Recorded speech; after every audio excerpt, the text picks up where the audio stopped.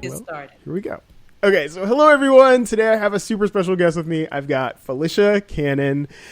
Felicia's had an amazing journey, starting with her 20 years in the Air Force. She did 5 years as a security police officer, 15 years as a contracting specialist / officer. She worked at General Services Administration for 19 years, working as a contract officer / procurement analyst. Felicia is a total boss in the world of academia, as she holds both a bachelor's and a master's degree in business and acquisition management. And now she is rocking it as a realtor in Atlanta, bringing all her incredible experience to the world of real estate. Now, students, there is so much more because you guys have been super awesome this week, and you guys developed some questions for me to be able to ask Miss Felicia, and guess what? She has agreed to answer them today in this session here. So we are super excited to have her here and to dive into all the cool stuff that she has done. So please give a big warm welcome to my guest, Miss Felicia Cannon. Woo. Thank you. I am very happy to be here and join all you guys, and keep doing good in school. Education, knowledge is power. Knowledge definitely is power. So Felicia, I have a big question in the realm of knowledge and power. So how did you discover that knowledge was power? Like, how did you come into your educational journey? Or actually, I apologize. Which came first? Was it the military or the, or your education, your college education? Military. Actually, okay. I got my bachelor's now. So just for kids to let you know, everybody has their own path. And so don't ever think that you have to do things by the book. Because I got my bachelor's degree at 45 and I got my master's degree at 55. Wow. And I almost started to go into a doctorate program because I like being educated. Now, so is to me, knowledge really is power. But when I was active duty, one, being a cop, you work days, swings, mids, so you're working around the clock. And then you move a lot. I moved 9 times, and so it's hard because you keep changing locations, keep having to do stuff with those degrees because you're going to different schools. And I can't even make excuses. I didn't have the wherewithal to realize that I should have done it when I was active duty. But I always knew that at some point I was going to go to school and get my degrees because I wanted those degrees in order to carry me further after I got out of the military. So, yes. So now this does bring us to one of the questions that the students asked. They did ask about if the military paid for your college. Was that something that happened? And is that something, because I know you just said that you went to college after you were after active duty, I believe that's how you phrase it. So did they still pay for it even then? So let me answer that. They should have, but I made a mistake when I was active duty and I thought I had done what I needed to do. So again, we learn as we grow, and I did not put enough money into a account, so to speak, where when I got out, it would activate the GI Bill. So I retired and did not have the GI Bill. But the agency that I worked for, the General Services Administration, at that time, they were paying, because of the career field that I was in, it was considered a professional field. And in order for you to get promoted past the grade of a GS-12, you had to have a bachelor's degree in order to do contracting and be a contracting officer. In order to go higher than a GS-12, you had to have a degree. And so they wanted to encourage people to get degrees, so they paid for my degree. So they paid for my bachelor's and my master's. Oh, wow. But again, so cool. Had I been smart and done things right, I would have had it while I was in the military. Now, the great thing for anybody who might be considering the military, now everybody gets the GI Bill. If you go in now, you get the GI Bill and all your education is covered. The military is a great, great start for people who don't necessarily know what they want to do.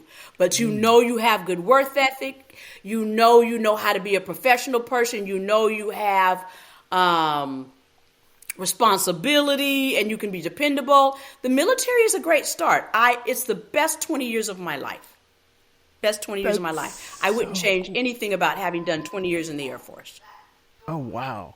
So, one of my students actually asked, how did you get into the Air Force? Like, was your path something like of the fact that you didn't know what you wanted to do, and so that's how you got into it?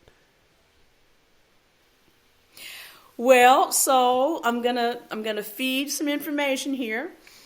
When I graduated from high school, again, I didn't have a college degree. I didn't go to college, and so I kept getting decent jobs, good jobs, but they never seemed to last. So I worked at the post office a couple times, which was a really good job. Me and my aunt, we did this pre-testing that our church did back in the day, and we scored the highest out of everybody who took these exams, and they hired us as temporary employees. But then when the 120 days was up, they let us go. I ended up being another part-time holiday season worker at the post office, but when the holiday season was over, they let me go. I worked at Employment Security. I worked as a teacher's ed with special ed kids back in the day. Loved it. But again, because I didn't have a degree, it wasn't like they were going to let me be a teacher. Right. And so I was always only going to be able to be a teacher's aide. And back then, again, I still didn't have money to go to school. I went to cosmetology school, but I had allergies. I had bad eczema, and so my hands used to break out all the time from having my hands in water and chemicals, so I had to quit doing that. And so I got discouraged thinking, I know I can do something and do it well, and I know I want to work, and I know I want to do good. What can I do? Now, the thing that really kind of pushed me over the edge to go into the military, and this isn't a positive thing, but it still, it got me there, and it was the best thing that ever could have happened. I was in a relationship with an individual, and there was domestic violence. And it got really bad to the point where I knew if I didn't do something, he was going to hurt me or I was going to hurt him. So I was trying to figure out, how do I just leave? And that's when I finally said, go in the Air Force. And I did. Best move I ever made. Best decision I ever made. So it's almost like that did. It was a lot. It was more than just. Yes, it offered me freedom, and I also went in and remember I said I was a cop. You said I was a cop for the first 5 years. I wanted to be able to protect myself and defend myself because I was so angry at, an incident that happened between he and I where he really did beat me up bad. If I just be very blunt, broke a tooth in my mouth, blah blah blah. And I said, never again, if I can help it, will that happen. So I said, I want to be a cop because I want to learn how to defend myself. I want to learn how to shoot a weapon. And so when I went to the Air Force recruiter, I told him that if I couldn't go in guaranteed security police, I wasn't going in. That's how bad I wanted to learn how to defend myself. And I went in guaranteed as a security police officer. And I became a marksman shooter with a 9mm gun. Wow. Okay, so this actually does bring me to one of the... I just unpacked a lot. Yes. But this does bring me to one of the actual really interesting questions. Matthew asks, being in the Air Force as a woman, how was it since women are not as popular and they are the minority in the military? So how was that for you? So I'm also going to say this. I had experiences in the military that were fabulous, but I also had some negative experiences in the Air Force. I had some assault and sexual misconduct and stuff in the Air Force. One of the reasons why I got out of being a cop is because in the 5 years that I was in that career field, I had literally gotten certified in every position that you could be certified in. I was the only one in my squadron over in Germany. There was 150, 200 of us. I was the only one that was certified in all 5 things that you could be certified in. Wow. And I wanted to go into investigations, and they wouldn't let me.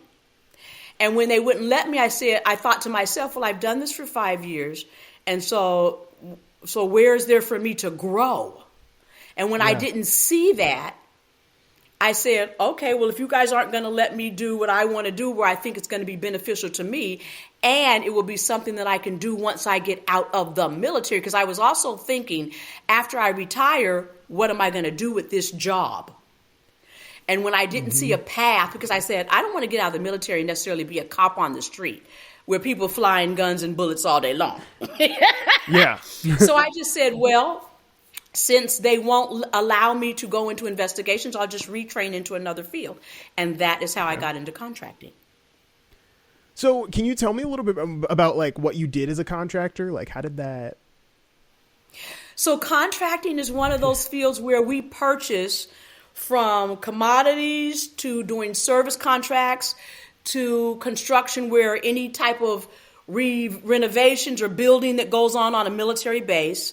For services, I mean the telephones and the utilities and all the different services that are provided on a military installation, and then the commodities, everything that's brought onto the base that somebody uses in an office, in a building, in a whatever.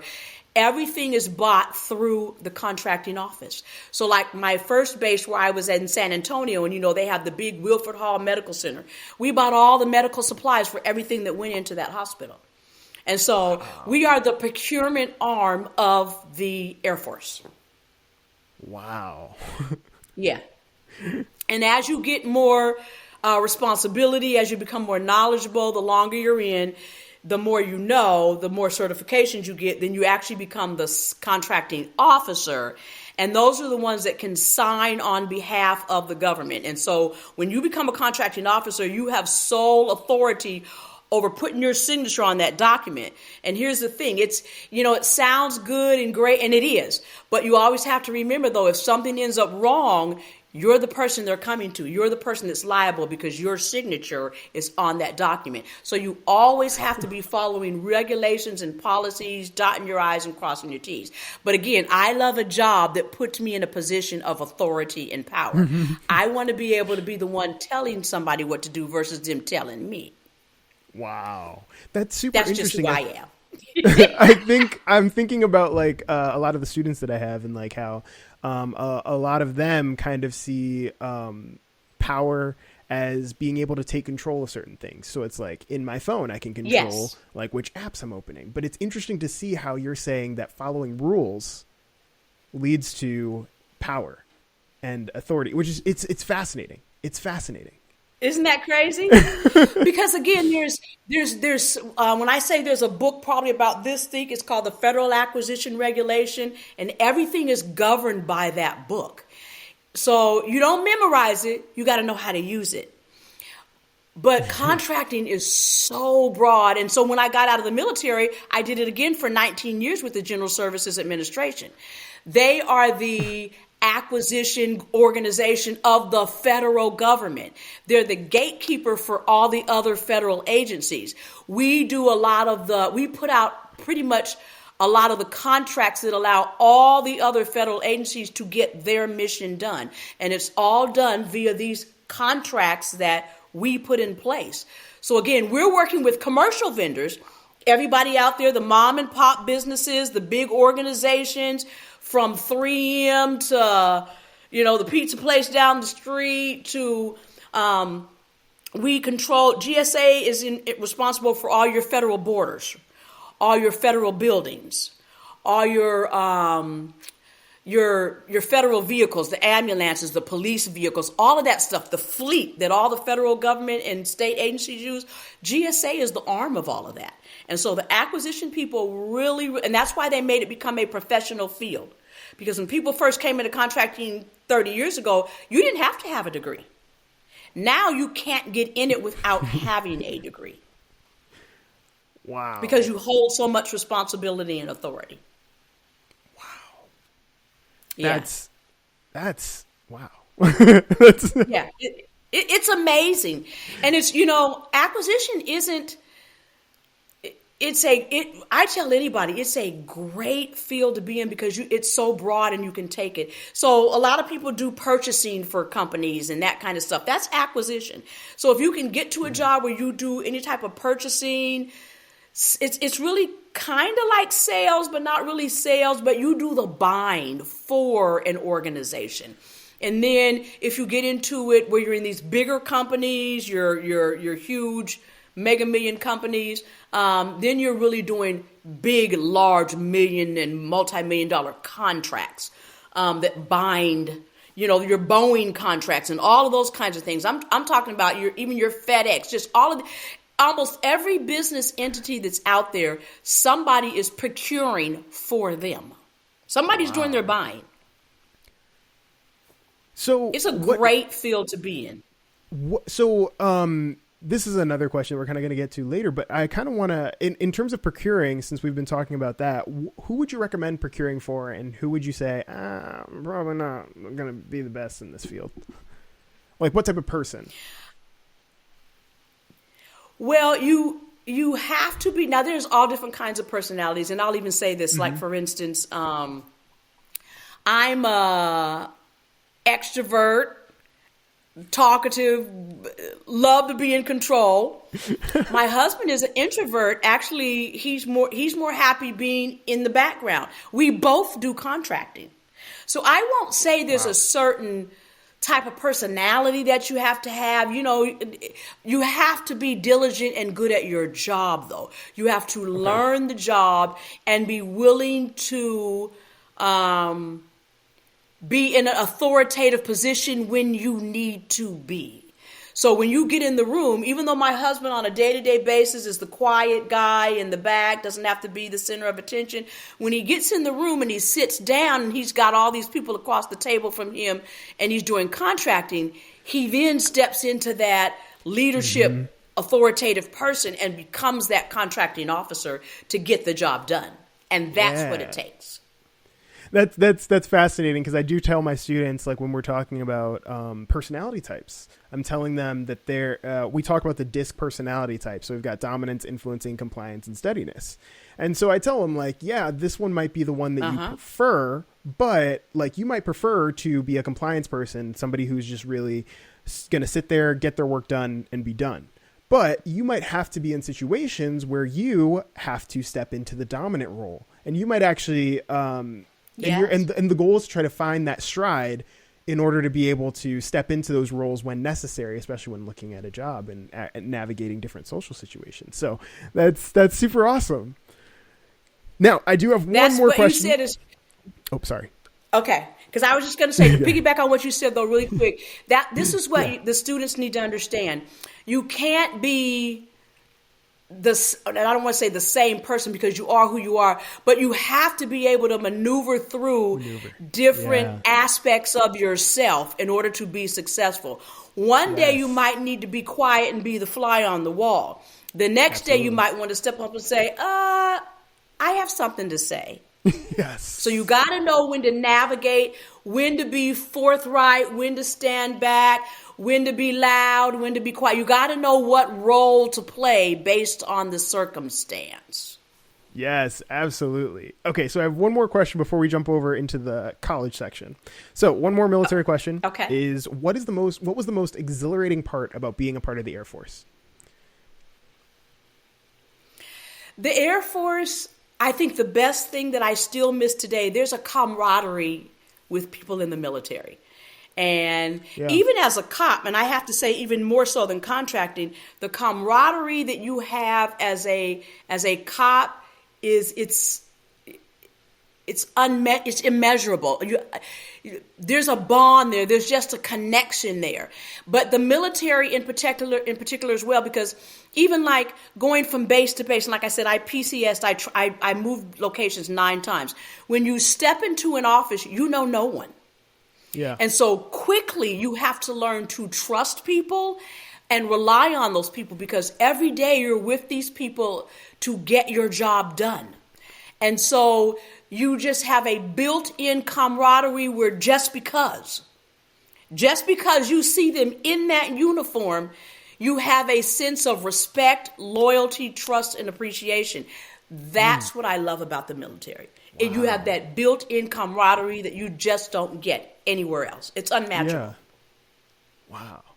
Well, thank you so much for for answering those questions about the military. That's super awesome. I never really thought about that camaraderie piece. I mean, on some level, I did know it, but I didn't understand the I see somebody in a suit, in a uniform, and like you have this unspoken or maybe spoken sort of trust. I don't know. how you would better? Yeah, it's kind of like an unspoken. I mean, and again, there's always people that you get along better with than others. I mean, we're still everyday, real life people, and all of us that come in the military came from everyday walks of life. And so, but once you get inside the military, in that organization, in that unit, in that something, and particularly when you're in an overseas location, that's when you really see, I've been in situations where, in Bosnia and places like that, and where I've been surrounded by people and actually felt threatened. And to see somebody else step out of a crowd in a uniform, your heart says, thank you, God. That's when that camaraderie becomes huge when you're in foreign soil. You're looking for that other American. Yeah.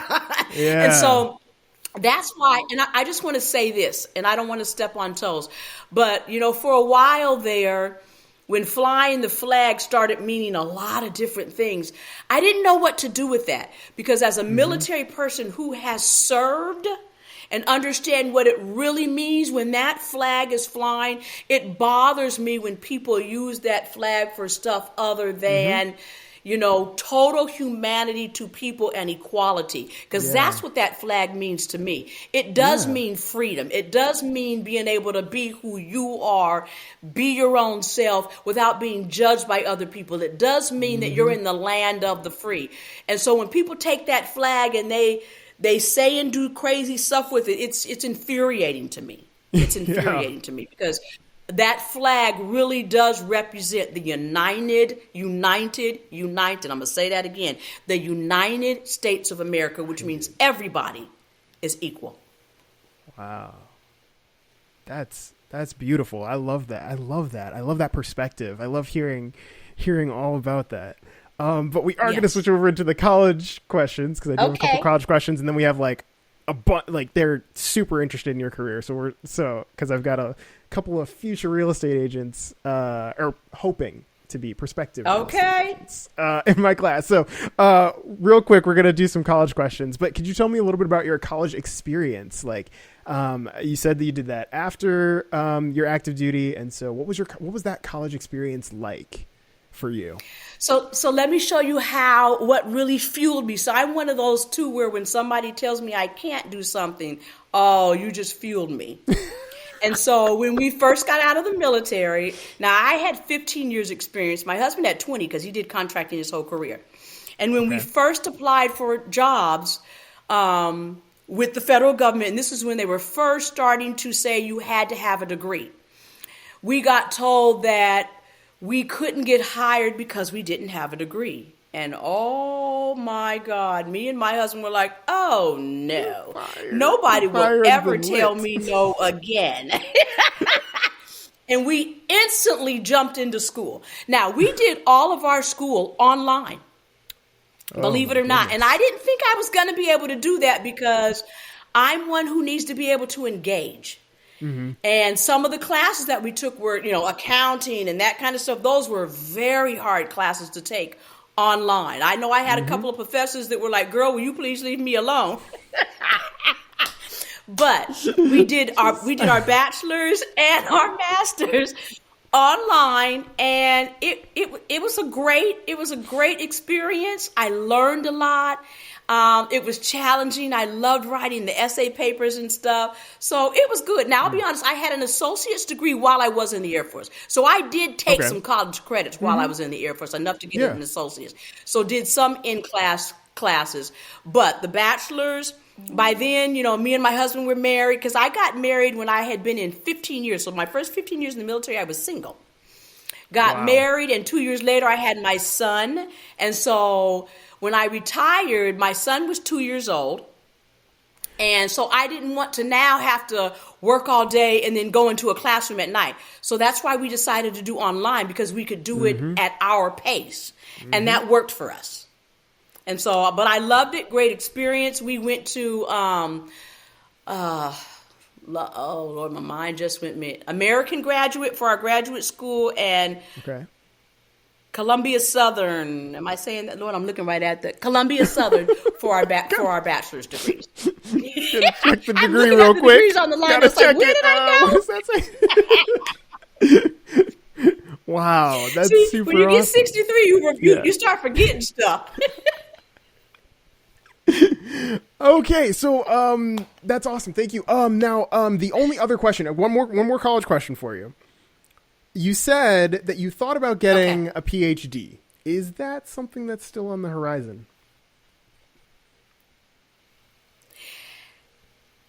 Actually, it really is, because again, I would love to do it just to go through the experience. Yeah. And to have the Dr. Cannon next to Dr. my Cannon. name, Dr. Cannon. No. And I just think it would be a great experience because it causes you to have to do a lot of research. And I like to Yeah. have to do the study and the research that's tied to the education. I say knowledge is power. And so that's the one thing, and I tell my son this, because my son went to college right after high school, because we had built into him, oh, you're going to college. Oh, yeah. Now, if he had actually decided that's not what he wanted to do, Yeah. we would have been upset, but we would have had to be okay with it. But we convinced him, and he graduated in 4 years. But I tell him all the time, nobody can ever take from you what you know. Mm-hmm. And you have to remember that. Nobody can ever take the knowledge from you that you know. And so the more you broaden your horizons and get up here, people can't take that from you. Knowledge is power. That is so awesome. Thank you so much for those. Now, we've got the big one. We've Yes. got you being a real estate agent. So how did that happen? Now, this is a funny. For years, I kept saying when we retired back in 2002 and we moved to Washington. So we retired out of Dover, Delaware, moved back to Washington, which is where I'm from, Tacoma. We lived in Auburn, and the real estate agent that got us our house, it just seemed like she really enjoyed her job so much. And I had said, man, I could do this. But I never stepped into it because we were so busy with church and my son, getting him every place he needed to be. And I really was in a lot of activities and stuff at my church. And so I just never found the time. Well, after I got to Georgia, we moved to Georgia in 2013. Jair was in middle school, and then he went to high school. Once he went off to college, and now it's just me and my husband in the house, I knew we were going to retire within the next 3 to 5 years, and I said, I can't retire and sit on the couch and sit at home and do nothing. I said, so I've always thought real estate would be fun. I love looking at houses. I've always enjoyed that. I like interior decorating, and so I just said, you know what? I'm going to go get a real estate license. So I convinced my husband to do it with me, and in 2020, we went to school and got our license, and we retired. Wow. I retired 2 years after I got my license.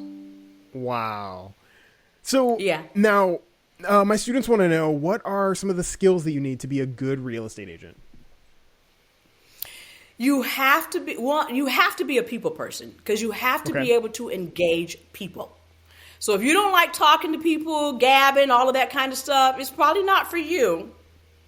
You really, now even social media is starting to be big with real estate, because you have to be able to post and have a platform and get people to follow you, because that's how you get people to engage. You got to be willing to it really is relationships. Real estate is about relationships. Who you know, who they know, and you have to have patience. We've been in it now 4 years. And I'm going to be very candid. I'm going to be very frank, because I don't ever like to perpetrate. I've only closed on I've had 2 closings. They were buyers. We just got a binding contract on the listing that we've had out there since September. It stayed on the market a long time. We just got a binding contract, so we're going to close in a couple of weeks on that. And I'm working with another young couple buyers.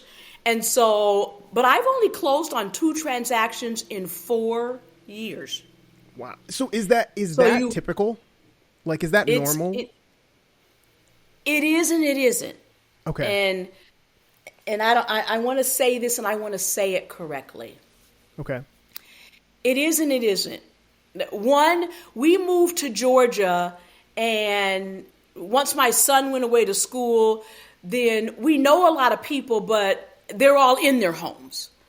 And we don't have a core group here like I did in Washington. I really believe had I started real estate in Washington, my first 4 years would have looked completely different because that's where I know some of everybody. Here, I know people, but I know them more at a distance. And so it's more difficult here because I don't have, again, real estate is about trust. It's about building relationship.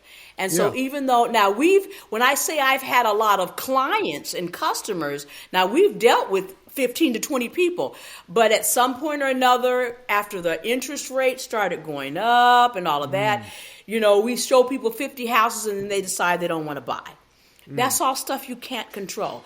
So if you don't have perseverance and you don't have stamina and you quit things easy, don't come into real estate. It can be very discouraging if you aren't willing to stick with it. I do believe we're getting ready to come over our hump and we're getting ready to now get the residual of our 4 years of work that we've done building relationship. I do believe that. Now, but they say the average person that comes into real estate, they say 50% of the people that come in real estate, they quit within the first 3 years. And I see now why they do. Ooh, yeah. Now, so it's not easy. It is not easy. Now, my little nerdy question here that I'm just tossing out. This is my question. This isn't one of my students' questions. But now I recently saw Dan Giesling put out a podcast because, again, my Big Brother nerd brain is going. So Dan Giesling put out a podcast and he was with Janelle. Janelle was talking about how she's a real estate agent and how going on reality TV just made her business just boom. And every time she goes on reality TV, she gets a big spike. Is that accurate for you as well? There you go. Did you have that too? Oh, yes, in fact, one of the couple that I'm working with, they came to me because they saw that I lived in Kennesaw and they're looking for a house in Kennesaw and they saw me on Big Brother and that's why they contacted me. And I had somebody else contact me. He has decided now, though, that he's going to wait a little while, may not buy. So I've had several people who have now contacted me because of Big Brother. Now, and that's why I say I do believe we're over that hump where now I'm going to get the residual of having been on Big Brother. I do believe that. Now, while you were on, was Dwayne ever contacted about, were people trying to buy from him while you were on the show at all? Or was that not? No. No. Okay. No.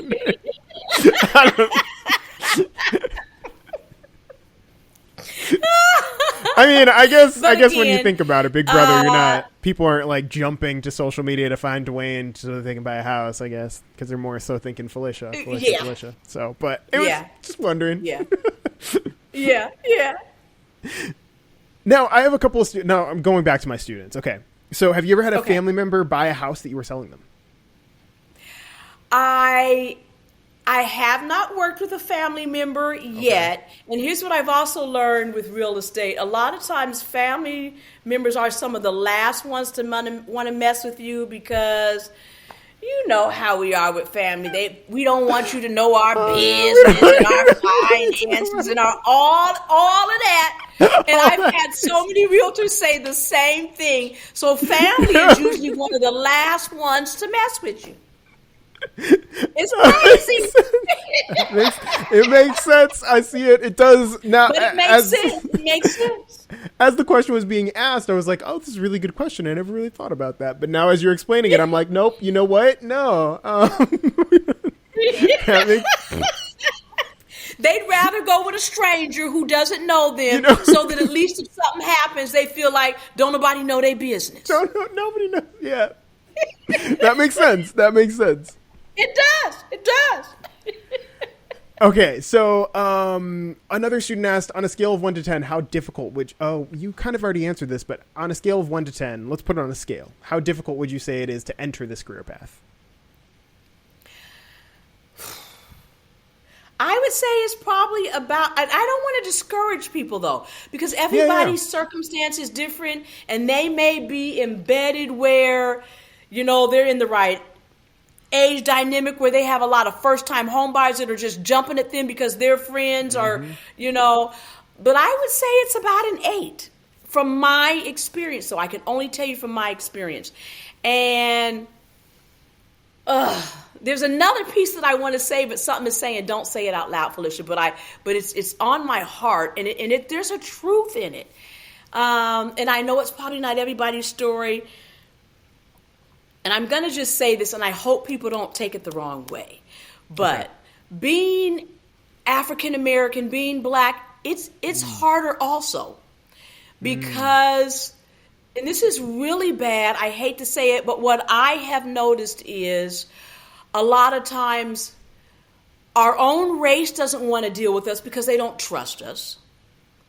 Other races want to deal with their race. And so then again, figuring out how to get in, it's difficult. It really is difficult. And I hate to always feel like I go back to that race thing, but I don't think people realize race plays such a huge factor in everything that we do. And when you come to that realization, you approach things differently, and you have to. You have to. So you almost have like another level of resiliency that you have to really work with. Exactly. I don't let it discourage me, but I realize that it's real. Yeah, that makes sense. It makes a lot of sense. So this is an interesting question. One of my students had, they want to know, like in real estate, do agents work with the process of renovating homes and upgrading homes, or are you just simply involved in the process of selling homes? They do some of all of it. I know some people that work with just sellers, people that do with buyers and sellers, people that work commercial where they work with, new homes and developments and businesses, people that just flip houses, people that work with just investors who buy up houses and then flip and then turn around and sell. It's so broad. You just find your niche. So once you get into it, you decide what you want to do. And me and my husband right now, like I said, we're trying to so we've worked with buyers. Now we working with the seller. We're now also looking at getting into some commercial, and we're also looking at getting into some investment property where we're buying and then turning around and maybe renting some stuff and buying and selling other stuff. That sounds so cool. So there's so many avenues you can take. You got to figure out what you love and what resonates with you, and then run with it. Okay, awesome.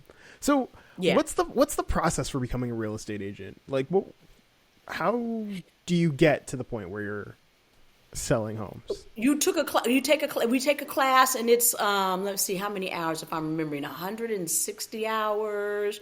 So it was a class that was 4 months. That's 160 hours of class time? Yes. Okay. Yes, we started in September and graduated in November, December. We went 3 nights a week from 6 to 10, if I remember right, 6 to 10. We were in class 6 to 10, Monday, Tuesday, Thursday for 4 months. And then after you get after you take the class, then you have to take a test to pass the class. And there's probably about a 50 to 70% passing rate. It's not an easy test, but again, if you study and you, it's like everything. You have to do your due diligence. Me and my husband both passed the first time. You take that test, then you have to go take the state exam. Now that exam is a beast. That exam, when I walked out, I had no idea if I had passed the test, because some of the questions, I'm looking at these questions saying, oh my God. But again, you go in after you take the test, the state exam, you walk into a room, you give them your little marquee card, your slip. Yeah. They put it in the computer, and and when she said, okay, let's see if you pass, I'm like, I covered my face because I'm like, what? You're going to tell me right now? And she said, you passed. Yay! I was so excited because my heart was racing because I didn't know. Because some of the questions are so bizarre and so in depth where you just say, I'm not even sure what they just asked me. That's just real. Totally relate to this. Like my teacher licensure exam, there was the one, because I'm actually trained to be an English teacher. And so my English, like where they were asking me English questions and testing my English knowledge, I was like, bam, bam, bam, bam, bam. It was great. Went great.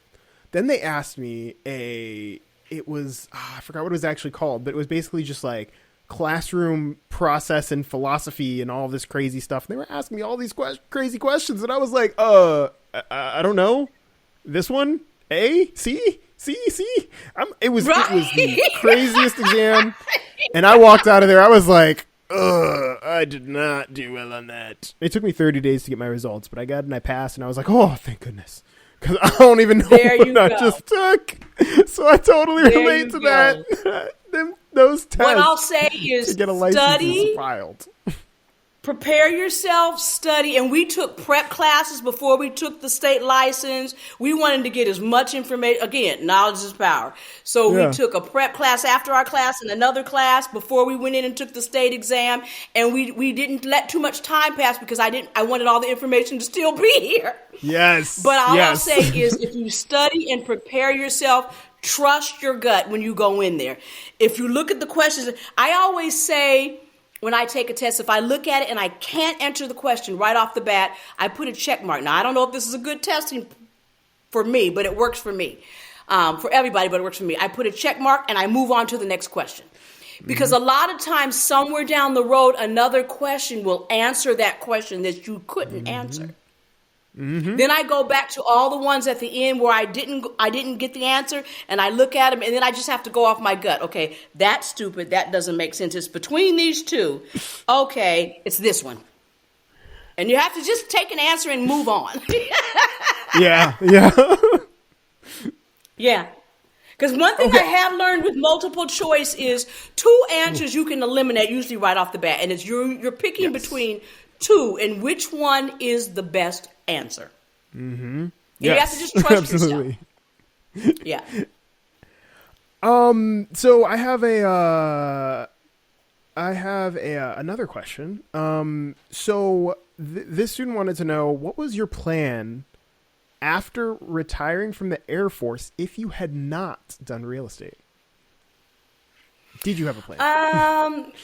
Or what do you imagine yourself doing? I didn't know. When I first retired from the Air Force, well, here's the funny. Like I said, my son was 3 or getting ready to turn 3. And I had told myself I wasn't going to work for at least a couple of years. Yeah. 6 months later, I get a call from a contracting company, commercial, and they wanted me to come to a job interview. Somebody had referred me that used to work with me at my last base. They were moving on and referred me. And I was like, no, I wanted to stay retired. You're like, I gotta taste it just a little longer. Yes. But I actually went on the interview and I got the job. And so, so I was only retired for 6 months.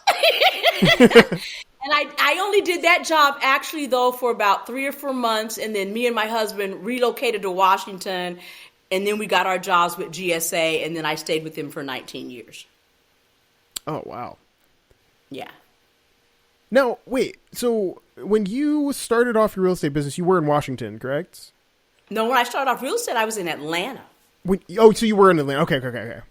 Yeah. So we retired out of the military in Dover, Delaware. We moved to Bowie, Maryland for about a year, and then we relocated to Washington. Okay. And, you know, the main reason why we did that is because if you remember 9/11, yes, we were in Dover, Delaware when that happened. I was still military, and my husband had retired. He was working for Halliburton at the time, and he worked right behind the Pentagon. And that day that 9/11 happened, it took him 10, 12 hours to get home. We lived 28 miles from where he was working. It took him 10, 12 hours to get home. Couldn't get him on the phone, nothing. Everything shut down because everybody was like, oh my God, what happened? Yeah. Everybody was trying to call somebody, get a hold of somebody. Yes. We couldn't get a hold of anybody. And that was such an exasperating experience. And so when we moved to Bowie, we couldn't decide whether to put my son in a daycare close to where we lived or close to where we worked. Because we kept thinking about that 9/11 experience and said if something happened and we couldn't get to him, what would we do? Yeah. And we never could come to a resolve on that, so we moved to Washington. We said, okay, forget it. Let's just forget it. And we moved back to Washington, and we stayed there for 10 years. Wow. And then how did you end up in Atlanta? So from 2003 to 2013, we lived in Auburn, Washington, Tacoma, Seattle. It's in the middle between Tacoma and Seattle, working at GSA. And then in 2013, after we had been there for 2 years, and now my nieces and nephews were all starting to go off to college, and Jair's an only child. So we wanted to go back home, honestly, because we wanted to get him around the rest of the family so that if something happened to us, he was connected. We needed him to be connected to the family and his cousins because there's 10 cousins, 10 grandkids. So after 10 years, like I said, then several other nieces and nephews had started going off to college, and we're like, okay, we've been here 10 years, we can leave now. And that's when we left. We moved to Atlanta, and we have been in Atlanta ever since. And we will probably stay here in Atlanta because we actually really love it here. Oh, that's super awesome. Yeah. And Dwayne's from New Orleans, so he's 7.5 hours driving from home, so we can drive to his family. And so it just, yeah. That's super cool.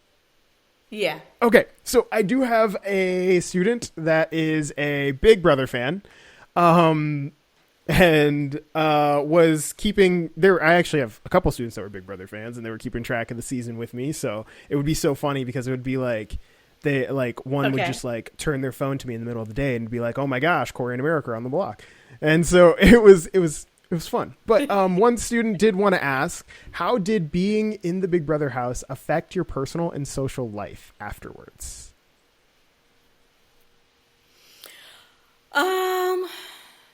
I want to say that now initially when I first got out, I'm telling you, I never left the house without somebody saying, "Are you Mama Fee? Are you Felicia?" Now I still get it. I do still get it. Yeah. Not as much. I'm still me. I still act the same. We still go to the same places, hang out with the same people. So again, I don't ever want to get to where I think you get so big-headed that now that's not who I am. But it has opened some doors. Okay. And that's why now I'm really trying to stand up a lot more social media stuff. I'm doing the live cooking videos because everybody wants to see me cooking all the time because of the cooking in the house. In July, I'm going to actually stand up a podcast studio in a room upstairs in my house so that I can really start doing that more on a regular basis. Yeah. And so those are the things that have changed. Like I said, I do think it's going to help me and impact me for the real estate. And so in those ways, it has helped me, but I'm still Felicia. I'm always just going to be Felicia. And then the student also wanted to know, how has being in Big Brother work affected your work and career life? I think it's having a positive influence. I really do. I'm excited. I'm excited on where I think I've been reached out to by a lot of different people for a lot of different stuff. And so I'm trying to just sit back and figure out what direction do I really want to go in. And I haven't completely figured that out yet. And I want to be slow and thoughtful. I don't want to just grab everything that somebody says, oh, you want to do this, oh, you want to do that. Because I want it to be something that really resonates with me. Yeah. I really want to do something or be involved in things that allow me to help and serve other people, particularly young people. I have a heart for young people. I have a heart for disadvantaged people. Mm-hmm. And I also have a heart for people who don't trust and believe in themselves and just believe, period. This is where my faith kicks in. I believe that God made each of us as unique individuals. All of us were put here for a purpose. And I think you have to tap into who you are, your skill sets, your strengths, what motivates and moves you. And you have to do everything that you do as your authentic self, living through your lens and not somebody else's. You can't make other people happy. Yeah. Because they will always find some reason to be upset, mad, disappointed. So you have to serve yourself. If you make yourself happy and you're comfortable in who you are, everyone else will resonate with that person. And for the ones who don't, you can't worry about it. You really can't. Mm-hmm. And that's why I tell people, do you. Be your authentic self, and that will carry you. Yeah. That's my awesome. Theory. That's my theory. Yeah. That's so awesome. Okay, so I do have a little bit of a game for you. Thank you so much for covering some insightful topics about the real estate, the career, the military. Thank One you so more much. thing, though, about Big Brother, I'll say about Big Brother or any of these other reality shows. If it's who you think you are, I say apply, because again, it does open doors on the backside. Now, you can't go in there being a total villain and a clown and a fool, because again, social media will eat you up on the backside of this, because there are some people that have come out and they're getting some bad commentary. And so again, that's why I say be your authentic self. Now, these games, they force you to do a little bit of lying, cheating, and stealing. I used to say that on the show. Everybody lying, cheating, and stealing. Yeah. It forces a little bit of that, but that doesn't have to be your whole game. And I think you can play these games with a little bit of honesty, integrity, and let it carry you. You just have to figure out who you can trust and who you can't. So to all you guys out there, live your best life, chase your dreams. If reality TV is what you want, or whatever it is that you want, movies, theater, drama, sports, whatever it is, chase your dream, believe in the dream, and do whatever it takes to make it happen. Thank you so much. So we do have a game. Got a game. Okay, so now we got the game. Okay, so I did survey my high schoolers, and we wanted to see how well they understood some of the things that you have experience with. So this is called How Well Do High Schoolers Know? So what I'm asking for you to do here is you're going to first guess where the high schoolers might have rated each of these questions on a scale of 1 to 10. Then I'll show you the actual answer of what they actually said. And then I kind of want to hear your thoughts and comments on it. Are you ready? Okay.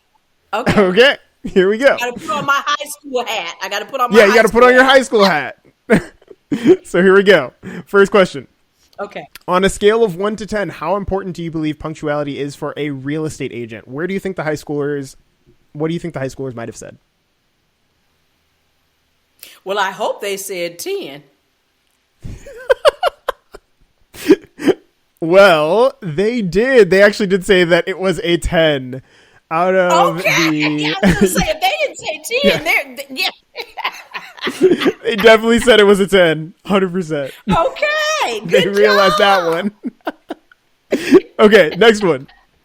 We've got, on a scale of 1 to 10, how important do you believe math to be in the real estate industry? What do you think they said? 2.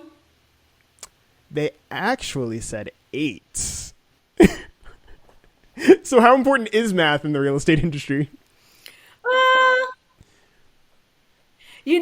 For all the math and stuff that we even did in our classes and stuff, when you actually get in the field, we don't really do too much math, because you have your loan officer, you have your mortgage person, the numbers. They're the ones that are really now. We have to look it over and see if it makes sense, but we aren't the ones that plug numbers. Interesting. Okay. You really don't. Now, if you start doing commercial real estate, maybe you have to learn how to get your buyers to put in good offers as far as pricing, get your sellers to list their house at a good price, but you do market analysis and all of that. And so it feeds you all this information where, again, I don't have to come up with the data. It gives me the data. Yeah. And then I just have to pass it on. So do you really have to know math? And I'm somebody out there might say she crazy, but I say it's a 2. Okay. I'm going to stay right there with my 2. Okay. All right. So the next one we got. On a scale of 1 to 10, how important do you believe reading and writing is to the real estate industry? What do you think they might have said? 10. You think they said 10? Yes. They said 7. Ooh. So now I'm going to go back to that contracting something. Real estate is all, no matter which side of the house you're working with, a buyer or a seller, at the end of the day, you have a binding contract that takes you to the closing table. And if you don't read and you don't write to get what you want, sometimes you have to put in special stipulations based on the house and all, circumstances. If your reading and writing isn't a 10, you will not be successful. They need to remember that one. I know that's It'll right. take you down. I'm telling them. It'll take you down. And you can also end up harming yourself, legalities, because you got to remember you're signing official documents. Mm-hmm. Reading and writing is critical to being a real estate agent. It's so critical to so much that's all around us. Everything. Whether you're a real estate agent or buying a house, being able to read that contract and understand. Yes. Everything that we do, you'd be surprised. And, going and getting new service for this or buying it, you always got to read the fine print because that's where they get you. Always, they put all the stuff that they know you don't want to read in the fine print, thinking they're going to get tired and they ain't going to read that. Yep. And then they come back later when you say, there's a problem. I didn't say that. I never agreed to that. Yes, you did. Go down there and read where you put your signature at. Right above that, there was this tiny little print. So important. So important. Okay, yes. Number 4. We got, on a scale of 1 to 10, how important do you believe academic qualifications, so college classes and the college experience, are for success in the military? What do you think they said?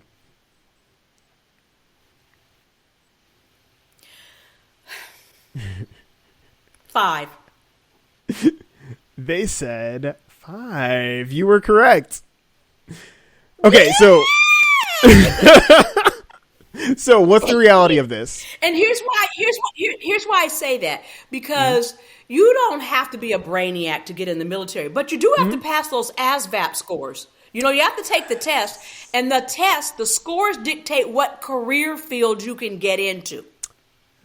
So the higher your scores are, the more broad your selection is for the career field that you want to get into.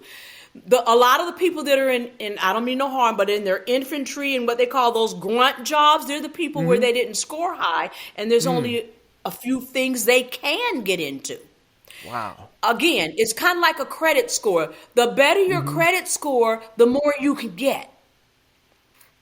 Now, you got a low credit score, you're paying a higher interest rate. So remember this, the lower your credit score, you can't get nothing. People don't want to give you any other credit. You're paying more in interest rates. So again, academia, the better your GPA is, people just assume that if you took the wherewithal to decide that school meant something and you get a good GPA, that means you're going to actually just do due diligence in everything that you do because you care about you. Mm-hmm. That is so true. Now, I do have a question. That's my theory, and I'm sticking to it. And you said that it's the ASVAB. ASVAB. ASVAB. That's the test that you take. Yes. Yeah, that's the test that you take. No matter which branch of the service, you have to take that ASVAB test. I have talked to the kids about it, but I haven't actually ever used that acronym before. So it was interesting hearing it out loud because I was like, wait, cred. I put the V at the end when it's supposed to. It's a whole thing. So now that test, is that a test you can take multiple times? Yes. Now, Okay. I don't know if you take it the first time and you don't score well, how long you have to wait, but I do know you can take it more than one time. Okay, interesting. Yeah. Okay, so we have number five. Number five on a scale of 1 to 10. How? Whoa, that was the same question. Oh my goodness, I totally messed up number five. So we're done. Oh my gosh, thank you so much for playing. Oh, okay. That was fun. I was ready to do some more of those. I had a number five. I did. I just totally messed up my slides. So that's fun. Okay. Yeah, but thank you so much. This was so much fun. Thank you so much for doing this. Was.